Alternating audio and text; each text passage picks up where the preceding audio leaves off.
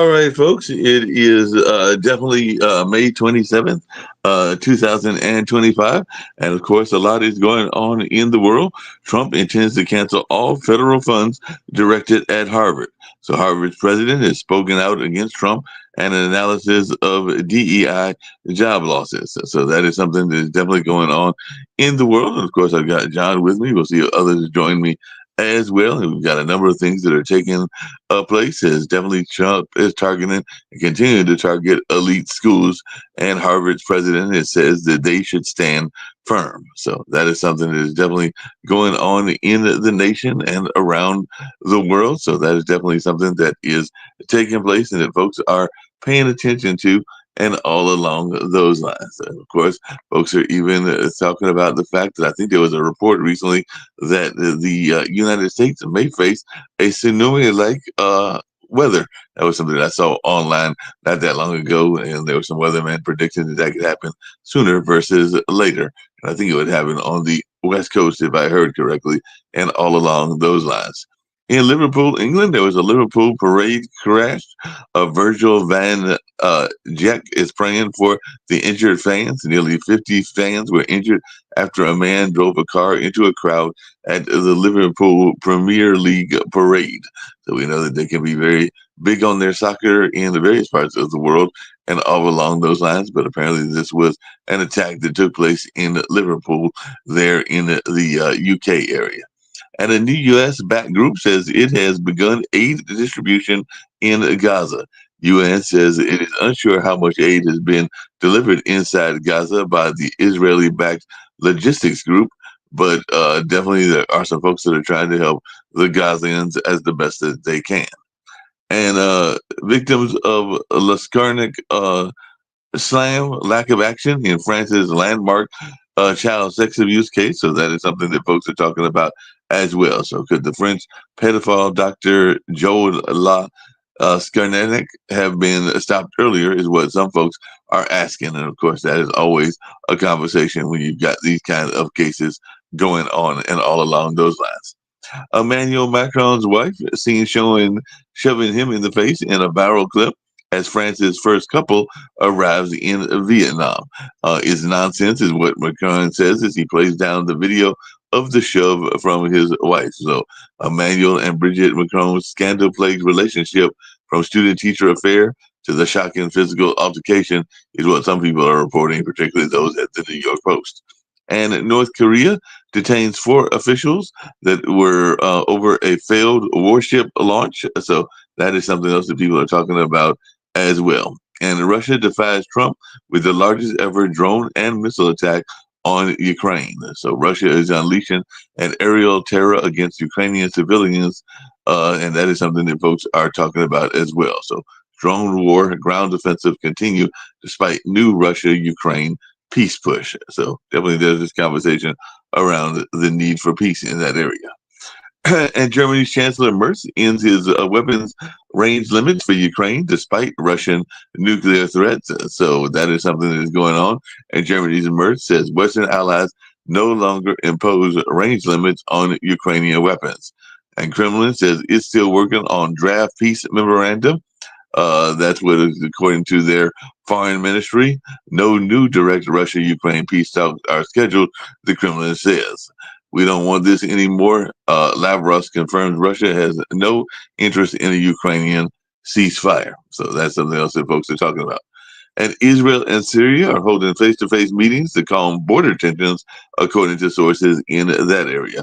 Trump's warning toward Syria complicate Israel's military strategy, and Syria and Israel in direct talks focus on security, according to some sources in that area and all along those lines. And U.S. envoy says Gaza ceasefire deal is on the table. So definitely there's negotiations in all of these conflicts around the world, and we'll see which way they go. So definitely that's something that folks are talking about in terms of world politics and all along those lines. Get to some more things that are happening on the national scenes, and I'll bring in John, and we'll see if some of our other folks join us as well, just to see what's happening in Canada. I know later on this evening, Sasha, who is actually on vacation, will be joining us as he'll be doing his regular show about Ukraine, Russia, and that conflict. Because I've already seen him send out that email to his guests that he has on his show regularly, including Jonathan Lockwood, who's a big fan of the Golden Dome and those kind of strategies, and Ivan, who is actually in Kyiv. So they get a direct on the field report on a regular basis. New Orleans jail security train wreck helps four-time escapee and 9 others break out. I think they've got all but 2, if I remember correctly, and all in those lines. And a Orleans jail escapee was captured in Baton Rouge with help from an anonymous tip. And 3 more inmates who escaped from the New Orleans main jail are captured. And that's what I heard last. So I think there's still 2 more that are out on the loose and all along those lines.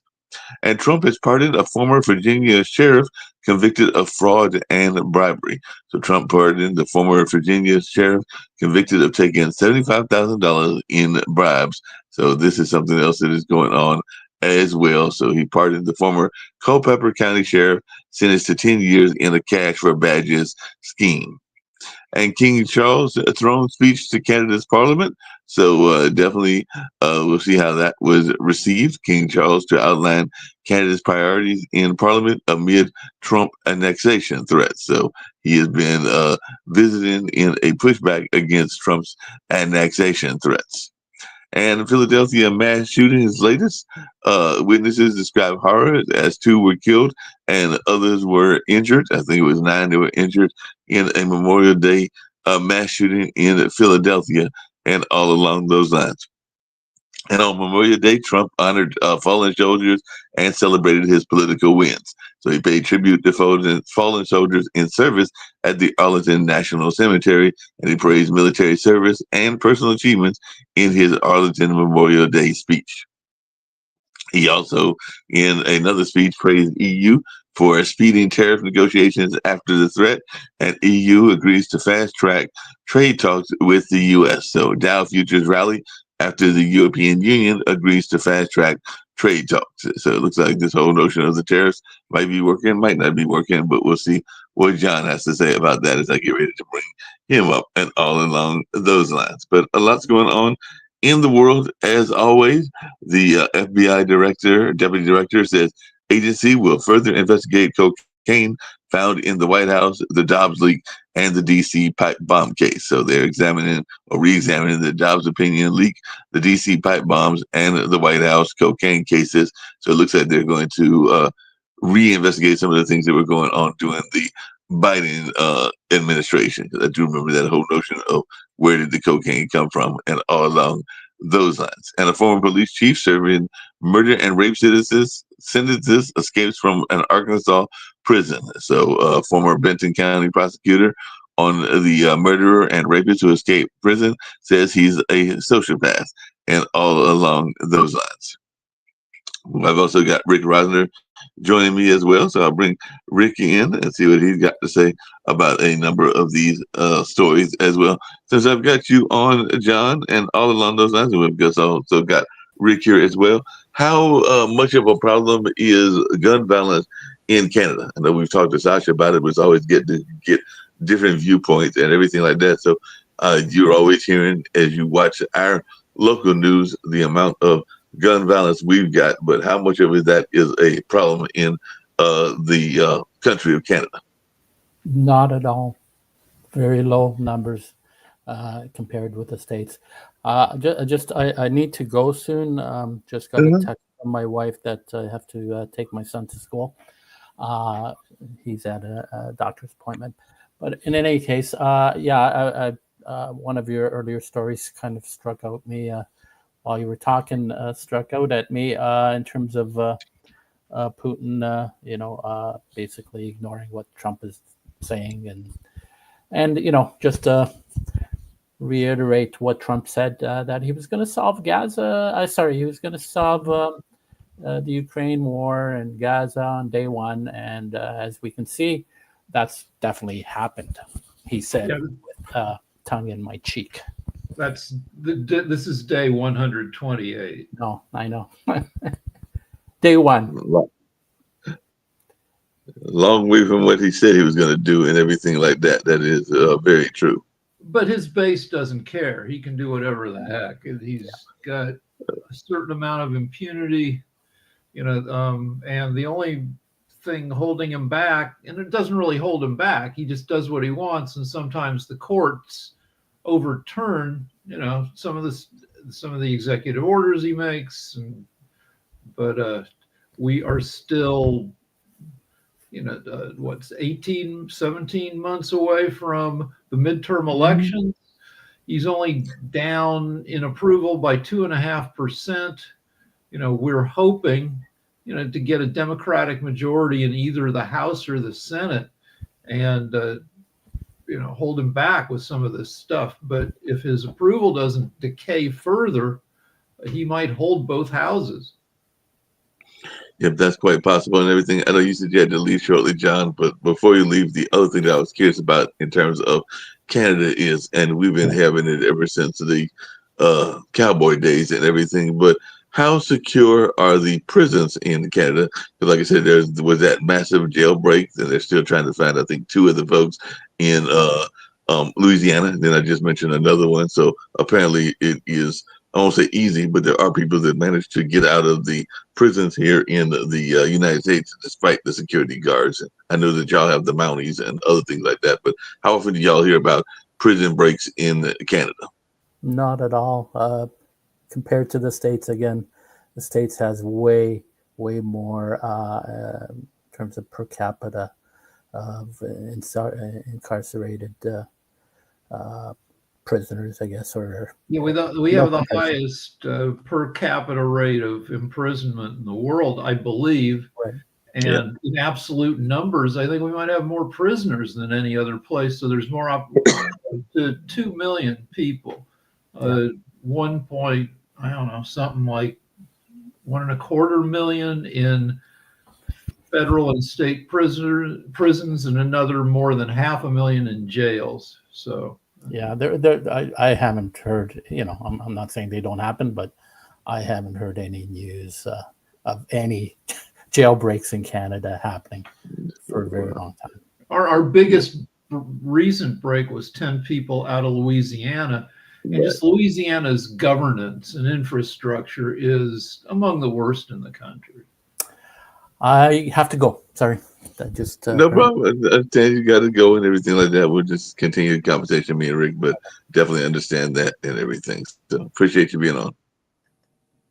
Yep. I wonder how the Mounties are doing in that area, because whenever I think of Canadian police or Canadian security, that's the first thing that usually comes to my mind is the fact that they've got mounted horsebacks. Not that we don't have mounted horseback, but it's not as common as I believe it is in Canada and everything like that. But there are places, even in the United States, that they have more mounted horseback officers and everything like that. I imagine it's probably hard to catch a criminal on horseback, but I guess if you've been trained at it, and depending on where it's at, like the open plains, it might be. I don't know, easier. What the purview of Mounties is, where they are, how many there are. I'm just looking at Drudge, and this is a story from CBS. About 1 in 4 Americans are functionally unemployed, even though unemployment's only at 4.2%. So as I go through this, this measure of functional unemployment includes people who are flat out unemployed, but also people who can't find full-time employment, and those stuck in poverty wage jobs. That makes sense. That makes a lot of sense.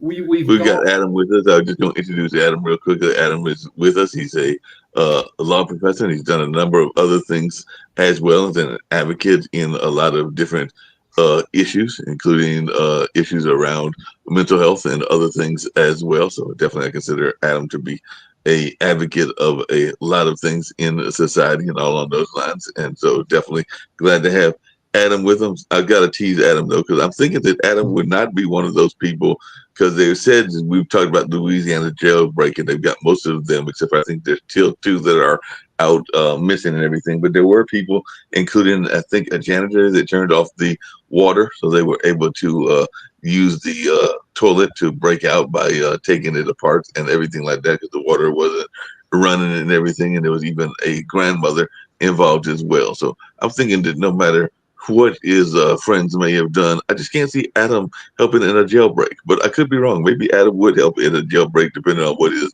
friend had done and if he thought he could help or anything like that. So, but I think Adam's more has more common sense than that. But I could be wrong. Could you ever help a friend of yours if he thought it was going to help them in a jailbreak? Because there were 4 civilians that now face charges because they were involved in one form or another, whether it's the janitor that was on the staff or whether it's the grandmother that wasn't on the staff that helped their people in this jailbreak.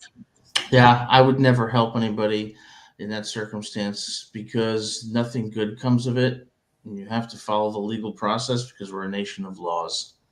Also, these idiots, 8 of them got recaptured within a week. Yeah. It's like, Yeah. I'd be pissed if I gave up my whole career and or will go to jail myself, because these guys are so bad at staying hidden after escaping that they all get caught. I saw some of them on video, and they were, these are not master criminals. Like they were just walking around aimlessly. They didn't have any idea of, you got to get out of the city, out of the state, but no. Well, I can give y'all 3 examples, and these are historical ones, not recent, but they are historical about. And Adam, you'll get a kick out of all 3 of these. Is how criminals oftentimes are not masterminds. And I'm just going to come to my own state and my own city of Durham, North Carolina. But in one case, it was Warrenton, which is where I grew up at and everything. But 2 prisoners escaped. They were on a death row and everything like that. One of them was caught in Philadelphia, so this would have been like in the late 80s or something like that, and everything. The other one was caught because, and I've always thought that this was crazy, Adam and Rick, because he called his parents from a payphone, and when they called him, he was eating nabs and everything like that. So that to me is another case of, like you said, dumb criminals, because that's the first phone that's going to be tapped, whether it was 30, 40 years ago or whether it's now. You're going to tap the relatives. That's why I'm surprised at the grandmother in this particular case, because the relatives are usually going to be the first ones that they check their phones, check their records, and all along those lines. And just really quickly, because these other 2 stories are very fast, there was a gentleman that it was at a town and country, like a convenience store. He was found dead because he went up there and got himself trapped in the vent and everything, and did not know how to get out. So I do remember that particular case. And the last one, which I really think was crazy and everything, because Adam, you'll get a kick out of this as a lawyer. I think you should have an escape plan and all along those lines. But it's now a museum because it's a 21C and everything. But there was a bank, I think it was a SunTrust or a Southern Bank and everything. The gentleman robbed the bank and had no escape plan. So they caught him at the bus terminal. The bus terminal is now a history museum because the bus terminal here is at a different location. But it seems to me you should have had either an escape car or known the schedule of the bus, because he was literally waiting for the bus when they caught him. So that's just me. That shows that sometimes criminals are not the smartest bunch. Because I'm thinking, Adam, if you were doing it, you would have known the bus schedule. See how it works. There are fewer opportunities for dumb criminals than there were 30 years ago. Crime peaked in this country around 1990, and then Clinton increased incarceration drastically, and the internet happened. The internet kicked in for most people in the mid-90s, which means, you can't do street crime if nobody's on the street, and people just don't go out as much anymore because we take care of a lot of our business, sitting at our computers. And that gives idiot criminals fewer opportunities to attack people on the street. You can't take money from people when nobody is carrying money. Well, speaking of nobody carrying money, this is both you and Adam, and that's kind of, if I heard correctly, and I might have to go back and read that article. I think the grandmother in this case was sending, I know she was sending notes, but I think she might have also been sending money through some of the websites and all along those lines. But, to your point and everything, Rick, and I'd love to hear Adam's thoughts about this. I had a friend of mine, we were on social media discussing this because they didn't know that this was a thing, but it is a thing. You actually have, because you mentioned the homeless earlier, you have homeless people that are realizing that people are not carrying cash. So they will literally provide their cash app. Because I went out with lunch with a friend, I believe it was last weekend or something like that. And we literally saw on the sign had the different ways that you could pay the person, and one of them was a cash app sign. And that's part of what the discussion we were having online is to whether homeless people have gotten hip to cash app, and apparently they have, because this is a new way that you can tell folks that they're not carrying money, so they can cash app you or PayPal you or whatever else they want to do to you. So you've often talked to Adam about the nature, and I know Rick's in California, you're in Georgia, but you talked about the nature of the homeless. We talked about what you wouldn't do. Would you cash app somebody if they were in dire need and needed the money and provided you their cash app? Yes. Yeah. I would. I often feel a little bad when I drive by a homeless person who's staked out a freeway exit to ask for money, and I don't have cash. Though doing a whole cash app deal, you can't do that in the space. I wouldn't be able to in the space of one red light. It's really funny when you're in New York City, for example, and you're going by NYU or Columbia, and you see those left-wing professors come out of their little ivory tower, and they look at homeless people like they are animals, like they are scumbags, and the hypocrisy is just doesn't dawn on them. But as far as our criminals go, my advice for the New Orleans folks who got caught, so here's how it works. When you break out of a prison, you don't stay in that area. You don't go to the French Quarter. You go to another state. You change the way that you look, and you have a plan. Apparently, these folks thought they could just break out and hang around the area and they wouldn't get caught. I think it's unbelievable. But technology ultimately is the biggest weapon that has made not necessarily criminals dumb, but made it so hard to commit crimes without getting caught. Brian Kohlberger is a perfect example of the Idaho murder, or the alleged Idaho murder.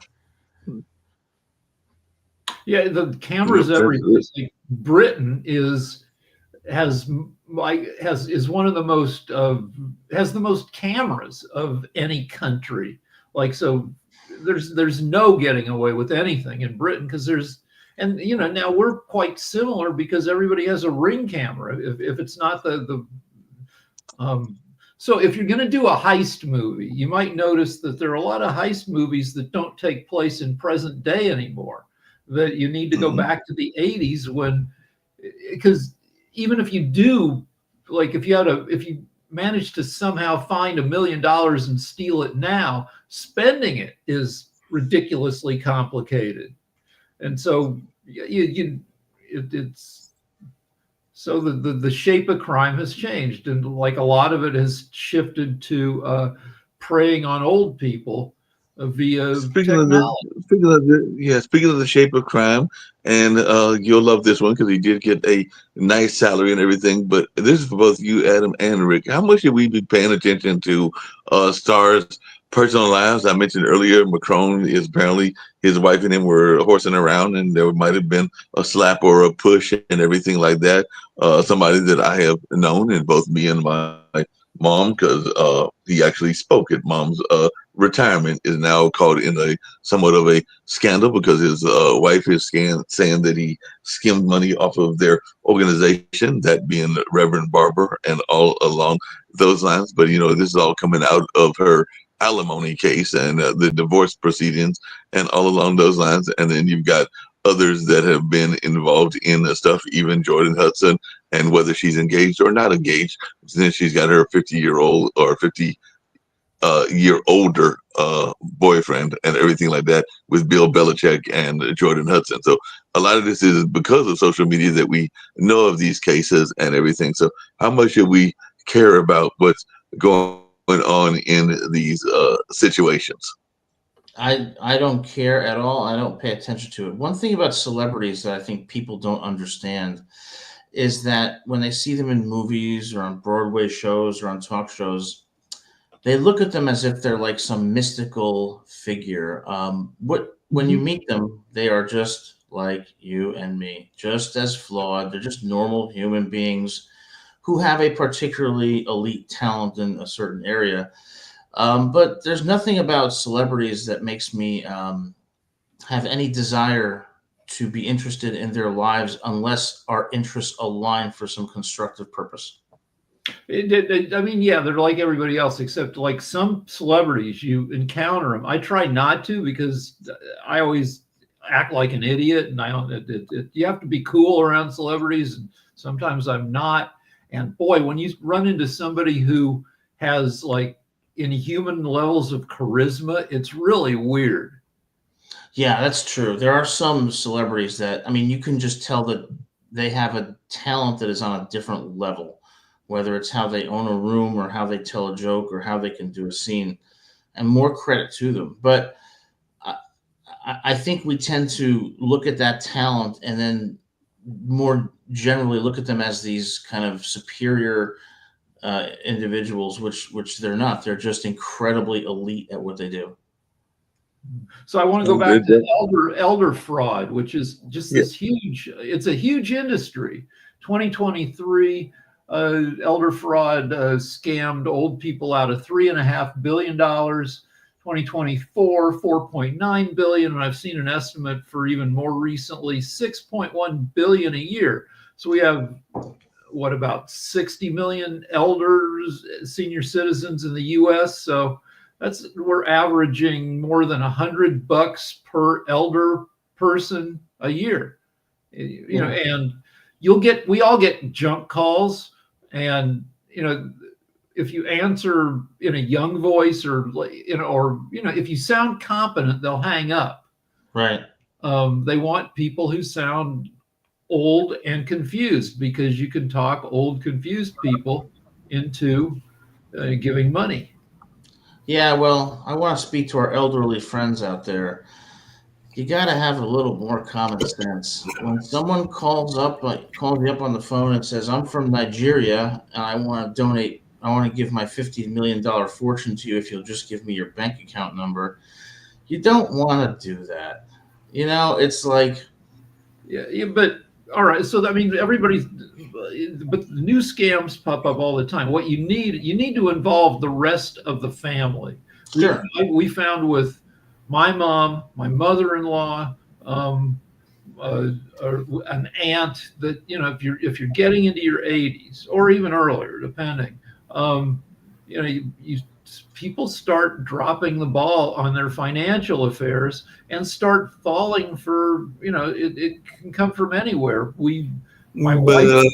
but Adam and Rick, to your point and everything, it's not just the folks from Nigeria and Ukraine and a number of these other countries that are notorious for that as well. But there are a lot of folks that are being scammed in their 60s and their 50s because a lot of people have this dream and this notion that they want to be like Bill Belichick, and they want to have some 24-year-old or 30-year-old on their shoulders. And I can tell you, because I've seen some of those, that there are a number of folks on TikTok, which I know is one of Kim's favorite places, as well as on Instagram, particularly on Instagram, and other places that are constantly trolling, trying to find somebody to be a sucker to.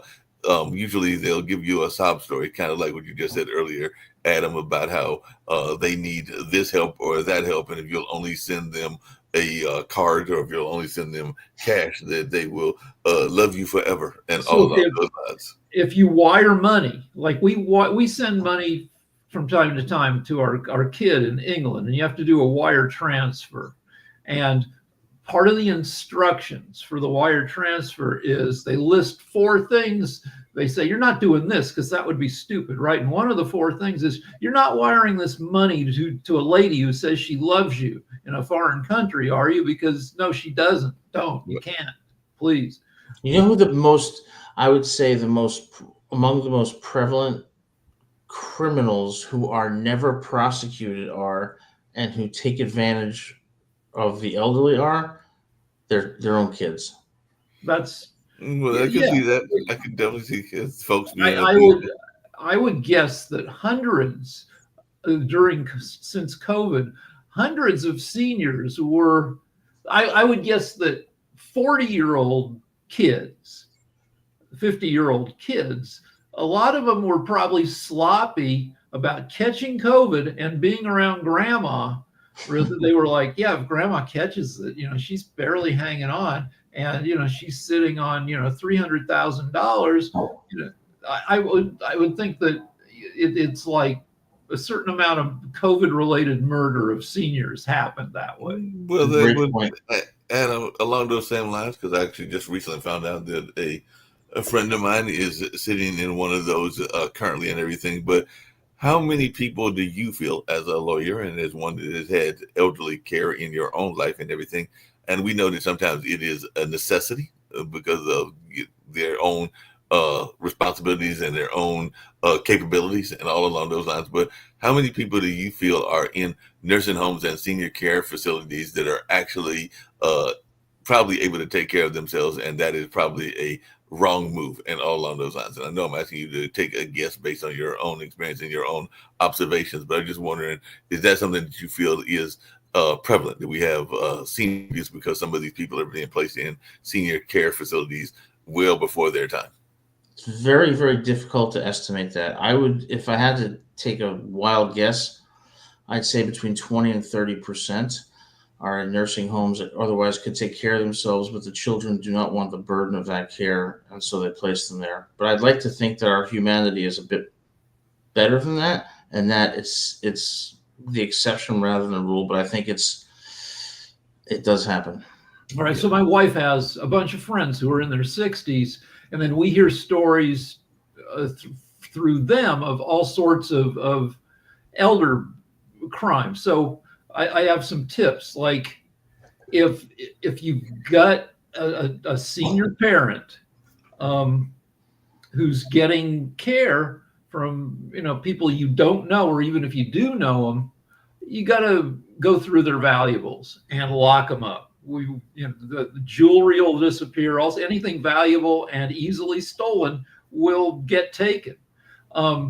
Two, you got to coordinate with your siblings and make sure everybody's aware of what everybody else is doing, because my wife hears all sorts of stories where there are a couple siblings or three siblings, and either one of the siblings or one of the siblings' spouses is greedier than everybody else. Yeah. And gets in there and sucks up all the assets because the other siblings aren't paying enough attention. Everybody has to be on the same page. Yeah, you got to be on the same page. Speaking of the same page, we've got Jacoby joining us, and all along those lines, I do have to tease Jacoby just really quickly about a sports situation and all along those lines, and I'll leave him alone on this. I just had a sneaky suspicion. I didn't tell him this, but I just had a sneaky suspicion that even though they were going to lose the game, that the Hurricanes were going to manage to not lose both games, and it wasn't going to be a sweep, because I just couldn't see him getting sweeps 4 times in a row. And my sneaky suspicion was right. I just hate that I didn't bet on DraftKings, because I could have made some money and all along those lines. And I still think that they are toast overall, because they will probably lose possibly in Carolina on Wednesday, and definitely when they make it back to Florida and everything like that. But it's the Hurricanes and the Panthers. But yeah, I know that originally when I asked Jacoby that off air, he was thinking that they were toast, and he probably still thinks they're toast. They're down 3-1, but they did manage to at least not get swept for the 4th year in a row. Can I go back to seniors stuff? One more thing. I mean, you need to consult with financial professionals. Like money, like there's a ton of generational or old people wealth out there. Mm-hmm. That people over 45 have 94% of all the money in the country.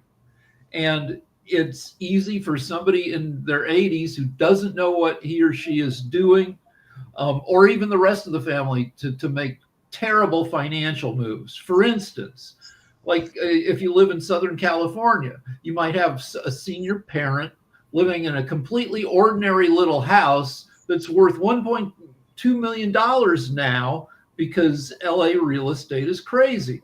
And the mom decides to do something nice and she gives it to the kids.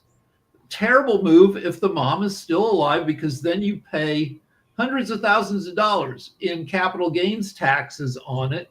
Where if you set up a trust or set up the house to go to the kids when the parent passes, there are no taxes because of estate tax laws. Right. And there's all this stuff that you either learn by painful experience or you have to consult a professional. Rick is 100% right. That is a great example. And another thing I would say is if you have multiple children, the best way to avoid conflicts is to divide assets equally and give them separately upon your passing to the siblings, rather than also the laws allow you to be very generous while you're still alive. You can give each of your kids $15,000 a year tax free.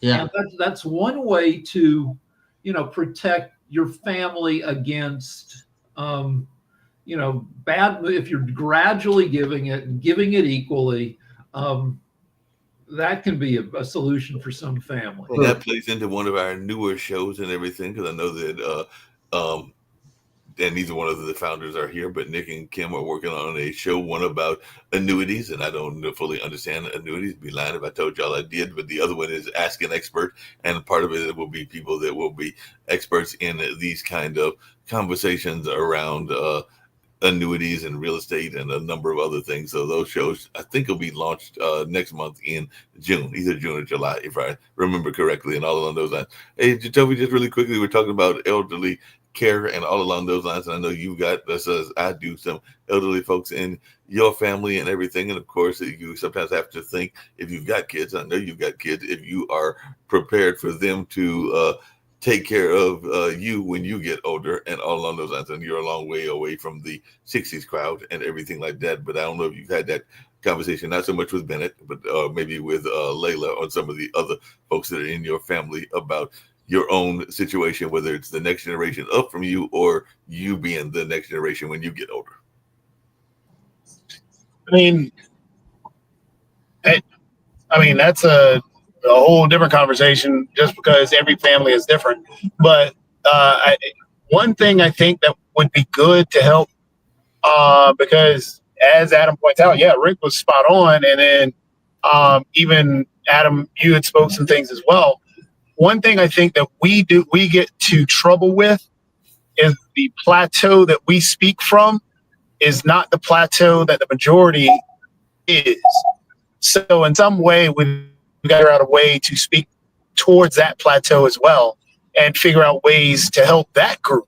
Because if the vast majority of the U.S., well, if the average U.S. income is sitting around $55,000, $60 some odd $1,000, and the vast majority of families are still living paycheck to paycheck and don't understand or aren't able to figure out these things based on the amount of money that they have, we have to be able to speak to that plateau. So I think it'd be good for us to reach and look into some type of education in that avenue or in that lane at that level of income coming in, because there's, you have families of four that are sitting there struggling and have no idea about annuities, have no idea about these things to help transfer wealth, because they don't have wealth they don't understand the wealth that they really do have.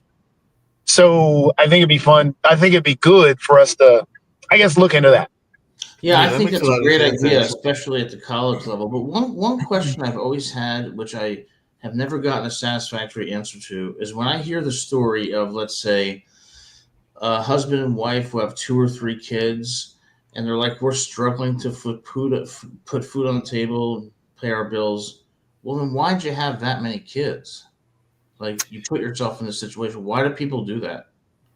I would say that people did it because they wanted to. They had that need and that nurture for a child, and they wanted to have a child. You get in those ideas and ideals in your head that, yes, I've got to have a child. Many women have I won't say every, because there's a lot that don't want to have children, and it's great that they have chosen what they've chosen.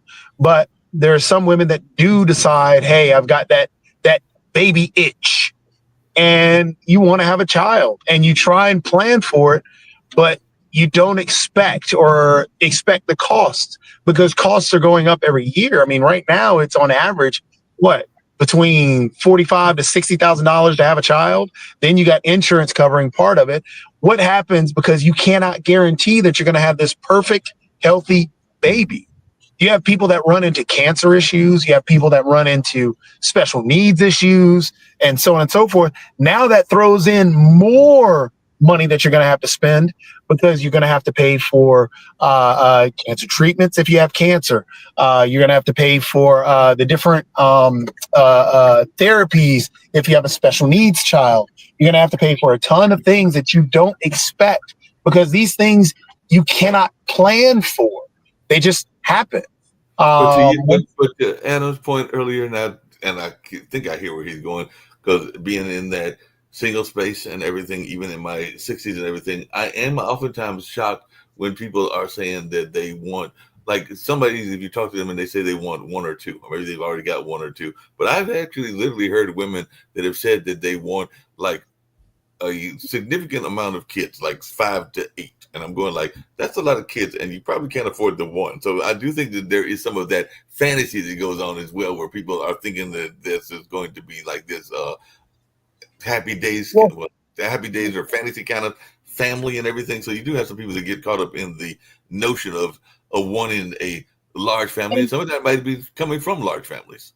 And also, you've got to remember, a lot of people, I mean, people in, lower income, or anybody who doesn't, we all have dreams and fantasies, as you're talking about. Right. But then you also you need to understand that for some people, money isn't that what makes you rich.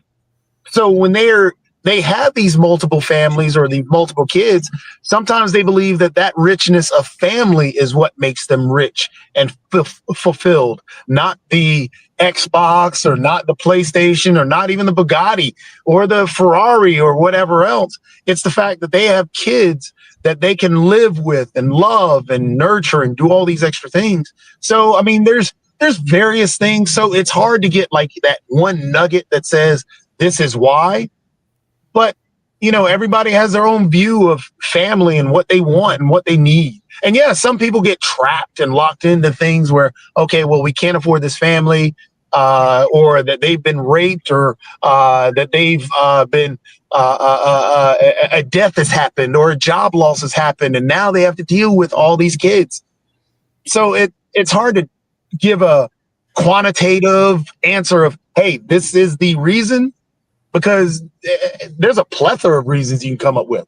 The opposite problem is probably a bigger problem. We're only making about 80% of the number of babies we need to replace the people who are already here. We're at 1.6 fertility, for that each woman averages having 1.6 kids in her lifetime. You need each woman to have 2 kids to replace her, to have a stable population.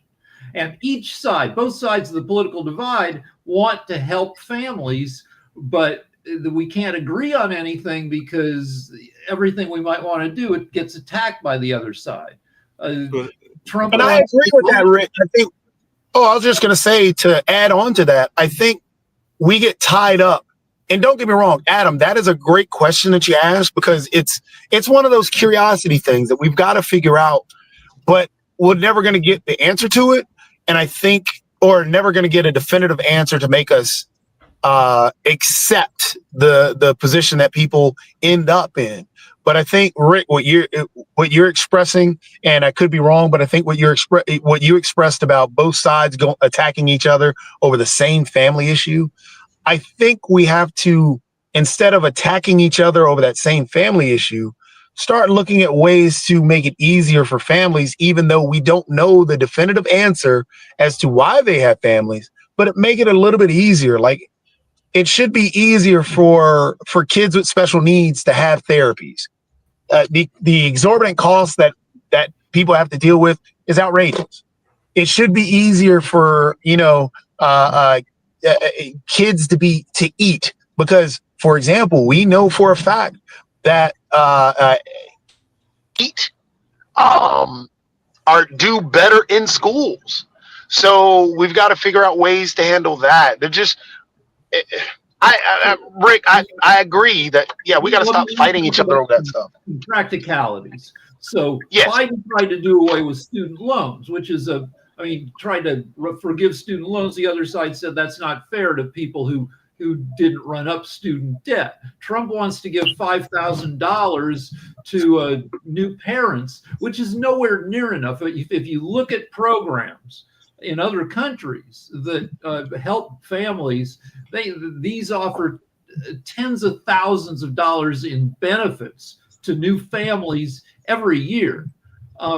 So, we would have to look, ideally, we would, the government would look at the lifetime of raising a kid. It costs about $350,000 to have a kid, raise that kid to 18, another $350,000 to send that kid to a fancy college. But how much family care or family education is there? Because I remember when I was in school, and this was in the 70s and everything like that, there was courses around home economics, but there was also family care courses. You sometimes would see the women carrying like the doll around that was supposed to represent the baby that they would have, so they could get some idea of what that looked like, and all along those lines. And I don't know, because I don't have any kids, and I can't remember this conversation with my nephews, if those kind of courses still exist, or if they are even still supported by federal funding and all along those lines. But that's one of the things that goes on.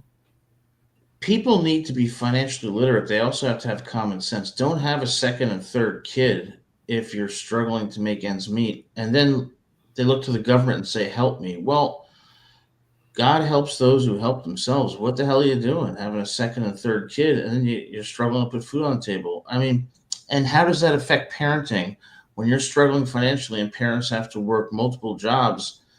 What kind of parenting do those children get because their parents are so stressed out? It doesn't make sense why people are sometimes so irresponsible in having multiple children they can't afford. Well, in some cases, it's for different reasons. If historically, there were people that had big families because they were had lots of property. That notion of not just slavery, but farms, that a lot of people had large families because they needed somebody to help them tend to that farm, and that was a common conversation. Think of it this way, though, Adam. People vote against the whole idea of. I hate to. Don't try and. I'm trying not to make it a political thing, but for example, the taxing of the rich.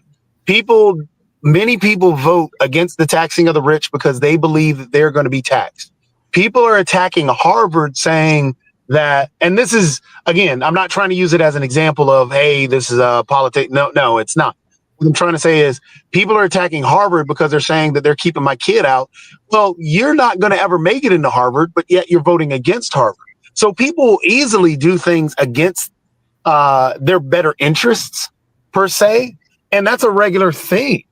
So when they're having kids and making these decisions, it's just one of those things. It's hard to pinpoint exactly why they're doing this or for what reason it causes. So we're ignoring one of the reasons is it feels good to do penis vagina stuff. So sometimes you end up with kids. People are having smaller families. In 1960, the average number of kids a family had was 2 1/3. Now it's down to 1.94. So people, aren't having families on average as big as they used to. Well, that's very true. But also, one more thing. I mentioned a story right at the top of the hour where 25% of Americans have jobs that are so shitty or don't have jobs at all that they can't afford to have a family. And a lot of those people still have families, but they're struggling every freaking day. That one thing that tech has done has brought us a wave of crap jobs. Uber driver, DoorDash, all these disruptor jobs that offer you like a quarter of the salary, the money you need to like get by. So you have to have 2 or 3 jobs. We are now a country with of shit jobs. That's true. And I also think there's some type of cultural difference between like Americans and citizens in other countries, particularly in Europe. In America or the United States, people seem to be focused so much on what they want, but I don't see any prevalence of actual discipline and responsibility like I see in people from other cultures. Well, what is the biggest thing that we sell? It started way back in the 50s. I think actually even before that, the American dream. Mm-hmm. So we're not selling a reality. We're never selling a reality. We have sold our society on a dream. So everybody comes up with this idea that I can have, or I'm going to get, this is my big chance. And so we're not selling the reality that, hey, you're not going to make it as a doctor. You need to go ahead and be a welder. Well, look you're at not the going to make it. education. And look at this. My hometown, I was looking in my hometown of Hasbrook Heights, New Jersey. I saw a worn down home, 1,100 square feet, 2 bedrooms, and it was $500,000. Give me a break. You said Asbury Park, right? Education? Yeah, but you said Asbury Park, right? I'm sorry? Did you say Asbury Park?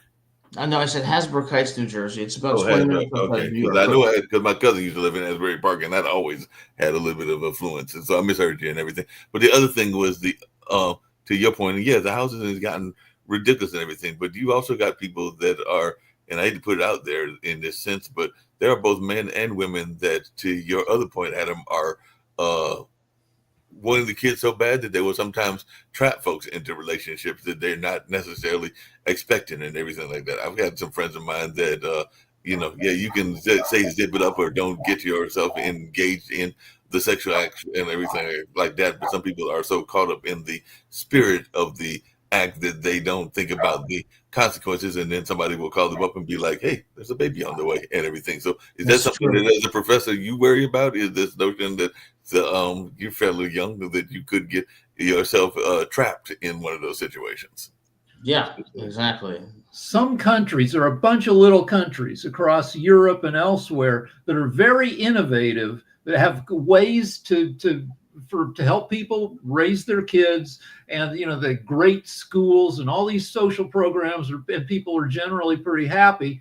But they have national unity. But the deal is, like, Estonia is a great ass country with all sorts of great programs, except Estonia has 1.4 million people. So you can have national unity and you can get stuff done. The US has 335 million people, like 250 times as many people as Estonia.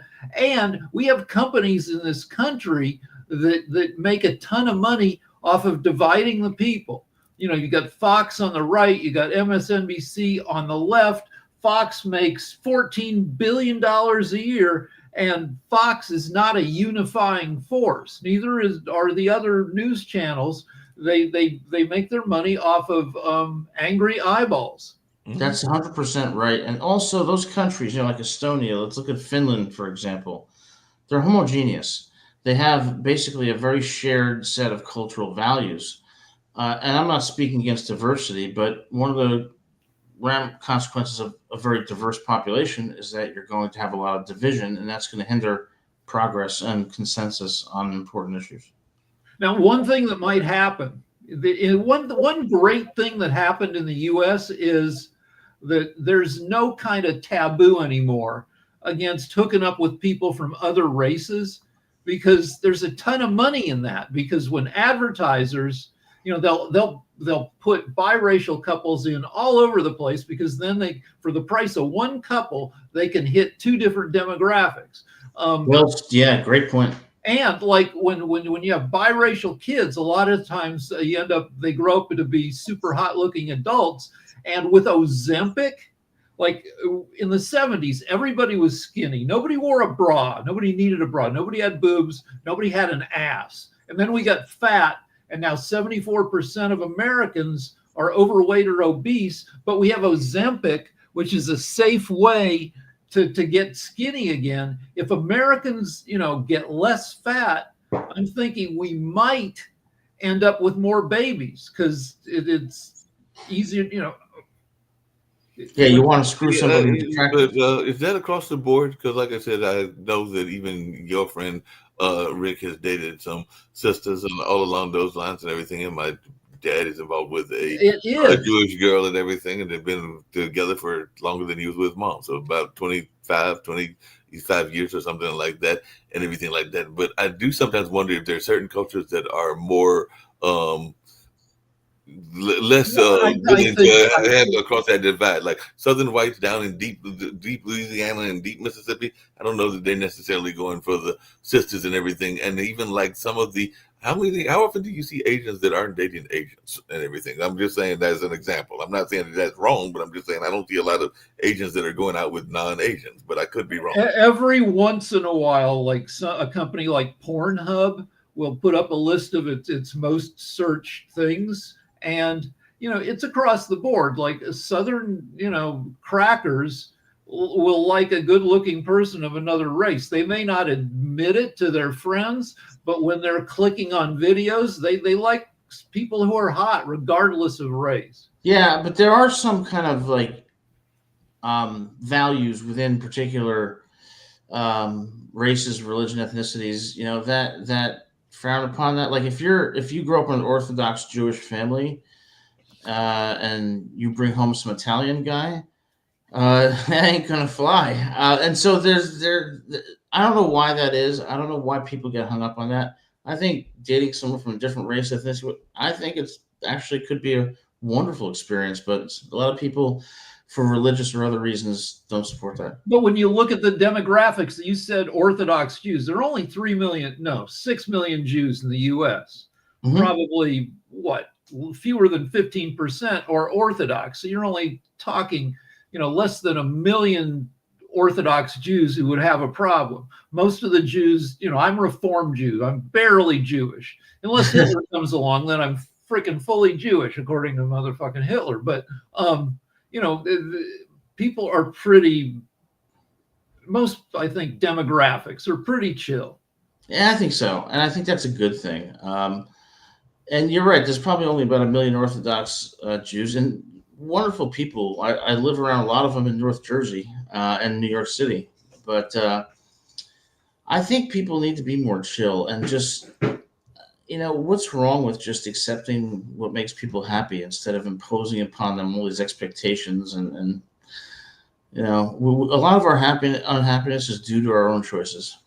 Yeah. And like if a light-skinned person hooks up with a dark-skinned person, they have a kid, often you get somebody, with cappuccino-colored skin and sometimes with ice blue eyes, and that kid grows up to get a job on Grey's Anatomy because they are super hot.